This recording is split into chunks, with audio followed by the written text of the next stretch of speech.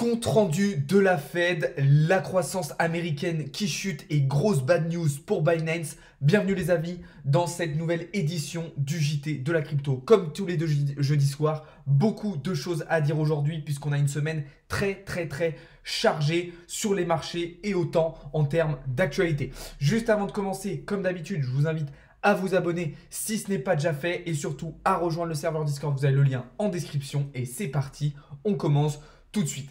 Globalement, une journée assez calme aujourd'hui sur les marchés, mais une semaine assez agitée avec un Bitcoin qui est venu chercher les 25 000 $ et qui est très rapidement ensuite repassé sous les 24 000 $.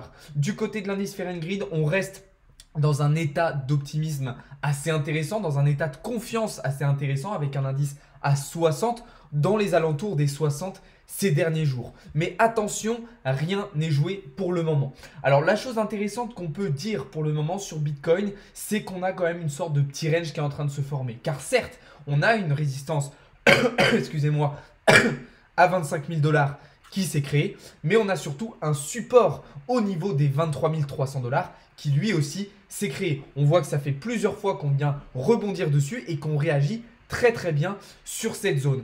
Donc ça c'est plutôt intéressant et tant qu'on reste au-dessus de ces 23 300 $, on peut considérer qu'on est toujours bullish sur Bitcoin, sachant que la majorité de la liquidité à court terme se situe vers les 25 000 $, sachant qu'on a de plus en plus d'achats en termes de quantité. Donc ça veut dire que voilà, on a davantage d'acheteurs que de vendeurs et donc le prix va pouvoir aller chercher de nouveaux sommets.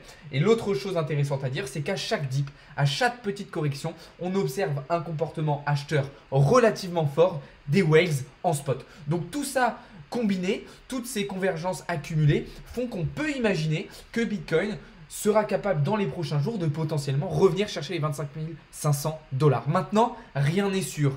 D'autant plus au vu des actualités qu'on a eues aujourd'hui. Des résultats macroéconomiques relativement négatifs. Autant hier soir avec le compte-rendu de la Fed où on a clairement réaffirmé le fait que les taux d'intérêt directeurs allaient probablement, très probablement monter au-dessus des 5%. D'accord, je ne retrouve plus le graphique. Ah si, il est juste ici. De grandes chances voilà, que les taux d'intérêt directeurs aillent au-dessus des 5%, 5,25, 5,50. Le problème, c'est que les marchés ont pricé un pic des taux d'intérêt directeurs, un top à 5%. Donc si ça va au-dessus, ça risque d'être problématique. On a en plus eu aujourd'hui les résultats du PIB américain qui n'ont clairement pas été extraordinaires puisque on était précédemment sur 3,2%, on s'attendait à 2,9% et finalement on a eu 2,7%. Donc attention puisque le contexte macroéconomique reste totalement défavorable et risque de mettre une bonne claque au marché à un moment donné. J'y reviendrai plus tard, mais qui dit croissance américaine qui ralentit, dit certes potentiellement une inflation qui va être endiguée, mais qui dit aussi potentiellement la menace d'une récession qui arrive sur nous. Et ça, il va falloir faire très attention. Alors maintenant, ce qui est intéressant, c'est que tant que Bitcoin reste solide, tant que Bitcoin reste fort, même si on ne va pas chercher forcément de nouveaux plus hauts, ça laisse de la place aux altcoins. Et ça, c'est une aubaine, puisque ça nous permet de saisir un certain nombre d'opportunités très intéressantes sur les altcoins. Je pense notamment à Ethereum, sur lequel je vous ai partagé une opportunité ce matin, avec une belle prise de position. Mais c'est certainement pas le seul. On va aussi parler du DYDX sur lequel on s'est positionné hier. Là aussi, très bonne réaction. Ou encore le APT, donc le token d'Aptos que vous avez juste ici. Des très bons trades, des bonnes réactions, des belles prises de position. Ah, alors attendez, je ne vous ai pas pris le bon. C'est pour ça qu'il ne s'affiche pas. Excusez-moi. Tac, il est juste ici, voilà. Un trade qui avait été un petit peu compliqué au début, mais qui est là aussi parti très bien dans le vert. On pourrait aussi parler de ce magnifique trade que je vous ai envoyé il y a quelques jours sur le CRV. Bref, globalement, ce qui est intéressant, c'est qu'il y a un certain nombre d'opportunités qui apparaissent sur les alts du fait que BTC reste solide. Et il faut que BTC reste solide, puisque s'il le reste, on va avoir de plus en plus d'alts qui vont pouvoir faire des performances intéressantes. Et même si BTC va plus haut, ça encouragera aussi ces alts à le faire. Donc tant qu'on reste au-dessus des 23,3, c'est clairement bullish sur BTC. Maintenant, soyez quand même extrêmement prudent sur le marché. Si vous voulez plus de détails, de toute façon, je vous invite à rejoindre le serveur Discord. Vous avez toutes les infos là-bas. Donc voilà, on va se basculer, on va se pencher désormais un petit peu plus du coup sur les marchés financiers traditionnels, sur les autres classes d'actifs, pour faire un lien avec les résultats d'aujourd'hui. Ce qu'on peut facilement identifier, c'est toujours des très belles performances du dollar américain. Un DXY qui continue d'être extrêmement fort et qui continue de faire aujourd'hui encore, enfin probablement à la fin de semaine, une 4e semaine consécutive dans le vert. Très très bonne réaction du DXY. Alors pour le moment, on est toujours dans l'optique d'un potentiel pullback sur les 61% de Fibo pour ensuite chuter. Mais attention, puisqu'on voit que pour le moment, on semble réintégrer justement cette trendline et ce pattern. Donc il va falloir être extrêmement prudent. Pourquoi? Parce qu'en plus de ça, du côté des marchés boursiers, S&P 500 et Nasdaq sont eux en difficulté. On voit encore aujourd'hui, par exemple, avec une très mauvaise ouverture du S&P 500 en daily qui continue de chuter. Jusqu'à maintenant, BTC a plutôt bien résisté, hein. Je précise aussi à cette chute des marchés financiers traditionnels et à cette hausse du dollar. Mais attention, ça ne va pas durer. Cette décorrélation va à un moment se stopper et on va repartir sur des basiques, des classiques comme on a la plupart du temps. Il faut évidemment aussi garder un œil sur l'euro USD et sur toutes les autres paires qui sont concernées par une potentielle évolution à la hausse ou à la baisse du dollar et évidemment sur le cours du gold aussi. Donc on est sur des niveaux décisifs, on est sur des points de pivot très très importants sur l'ensemble des marchés.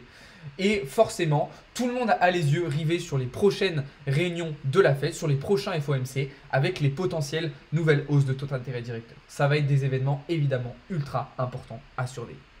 Voilà pour cette première partie, on va passer désormais à la deuxième et une actualité qui a fait jaser aujourd'hui le monde de la crypto-monnaie. Mais pas seulement aujourd'hui. Vous le savez, déjà la semaine dernière, Binance avait été en difficulté avec l'entreprise Paxos qui a été attaquée par la SEC et qui a donc été obligé de stopper le fait d'émettre des BUSD. BUSD, je vous le rappelle pour ceux qui ne le savent pas, qui est tout simplement le token de Binance. Aujourd'hui, deuxième coup dur. On a appris de manière un petit peu inattendue, de manière un petit peu surprenante, le fait que Binance avait stoppé toutes les positions futures d'un coup sans explication en Australie. Assez étonnant. Alors pour le moment, ça reste localisé en Australie sur les contrats dérivés, mais ça reste quand même surprenant et c'est pas forcément un très bon signal. Alors attention, je vous encourage pas à FUD, je veux pas créer de FOMO ni de mouvement de panique, de toute façon je ne pourrai pas à moi seul. Mais ce que je vous dis, c'est qu'il faut tout de même être relativement prudent, surtout quand on a vu ce qui s'est passé en 2022 avec le crash de FTX, de Luna, de Celsius, qui ont très rapidement entraîné des mouvements de panique et fait chuter ces écosystèmes et ces entreprises. Donc attention avec ces petits red flags qui commencent à apparaître autour de Binance et qui peuvent soulever un certain nombre de doutes. Et d'ailleurs, cette actualité, cette bad news explique exactement la raison pour laquelle le BTC a chuté violemment à midi aujourd'hui. Je vais vous montrer ça. Mais voilà, on a eu une chute en milieu de journée aujourd'hui et on s'est un petit peu demandé, bah attends, qu'est-ce qui se passe? C'est vrai que ce n'est pas des heures où généralement il y a des gros mouvements sur BTC. Alors il y avait les news de l'après-midi, il y avait certes de la tension sur le marché, mais c'était assez surprenant. Donc voilà en tout cas pour la news de Binance qui n'est pas forcément très très réjouissante et dont il va falloir se méfier. En tout cas il va falloir rester très attentif à tout ça dans les prochains jours, voir un petit peu quelles vont être les explications de Binance. En termes d'actualité, on continue d'avoir des très bels exemples des démocratisations. Pour revenir sur Binance, ils ont fait un partenariat avec Ingenico en France pour permettre des paiements Bitcoin et crypto dans les magasins physiques. Donc ça, c'est une très bonne nouvelle. On a aussi Coinbase qui a fait des très très belles annonces. On en parlera fin de semaine. Mais voilà, on continue à avoir de la démocratisation. On continue à avoir de l'adoption à grande échelle. Et ça, c'est une très bonne nouvelle. Pour terminer ce live, quelques petites choses à dire. Premièrement, il y a un tournoi de poker, tournoi de poker crypto samedi soir à 21 h. Je vais vous faire un post Instagram tout à l'heure pour vous expliquer tous les détails. Vous pouvez déjà retrouver certaines infos dans mon Discord pour ceux que ça intéresse. Tournoi de poker, voilà. Donc il y aura des très très beaux cadeaux à gagner pour ceux qui aiment bien jouer, etc. Le prix d'entrée est évidemment ultra abordable. Donc voilà. Et autre petite chose, je voulais aussi vous remercier parce que pour deux choses. La première chose, on a passé la barre des 50 000 abonnés ce matin sur TikTok. Ça fait extrêmement plaisir.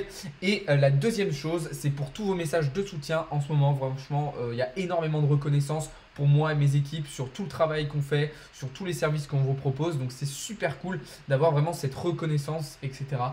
Merci beaucoup à tous. Restez connectés justement pour fêter ces 50 000 abonnés. Je vais faire un petit concours fin de semaine sur Insta et Twitter. Donc n'hésitez pas aussi à venir vous abonner. Vous avez les liens en description. Sur ce, bah, merci beaucoup d'avoir regardé cette vidéo. N'hésitez pas à vous abonner, à me dire ce que vous en avez pensé dans les commentaires, à lâcher un petit like si celle-ci vous aura plu. Et puis encore une fois, je vous invite à rejoindre le serveur Discord. Bonne fin de journée à toutes et à tous les amis. On se retrouve dès demain matin sur Discord pour davantage de contenu, davantage de trades et davantage d'analyse. Bonne soirée à tous les amis. C'était Alex de Crypto Learning.